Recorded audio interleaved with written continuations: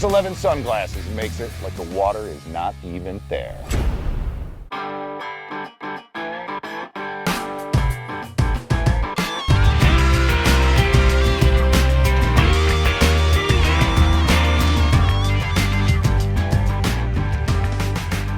Welcome to Michiana Outdoors. We got a question from Carol Beachy about time of the year to throw a football jig, or how long will I throw a football jig. Really for me, a football jig or a structure jig, and I'm a big fan of the DB structure jig also that Strike King makes, which is kind of a hybrid of a regular football jig. Doesn't have quite the shoulders on it. That this is a Strike King tour grade football jig with a rage crawl. And it's kind of that deal, pick your poison on the style of jig. I'm a structure jig guy. A lot of people out there still, prefer the football jig. For me, it's all about, that's a casting jig technique. And typically it's the structure I'm looking for. It can be in 5 foot of water, 3 foot of water. If that fish is out on a rock pile, on a break, deep weed edge, those are really the times when I like a structure jig or a football jig. Water temperature, I've caught them as cold as, high 30s, low 40s on a football jig. And the other cool thing about a football jig is you can catch them if they're on that structure in 5 foot or they're on that structure in 50.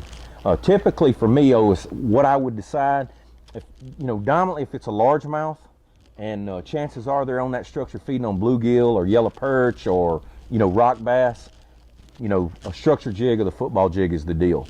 Typically then I would match it with a matching rage crawl.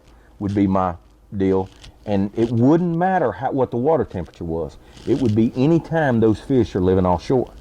It can be pre-spawn, they're on a rock pile or they're on a break before they move to the bank to spawn, or post-spawn when they move right back out there after they spawn. So about the only time that wouldn't be a technique that I would pick would be when those fish are spawning. Now, one thing to think about, if there's a situation where you have a smallmouth and largemouth, I might change my trailer. Smallmouth are notorious for getting a rage crawl and getting a leg.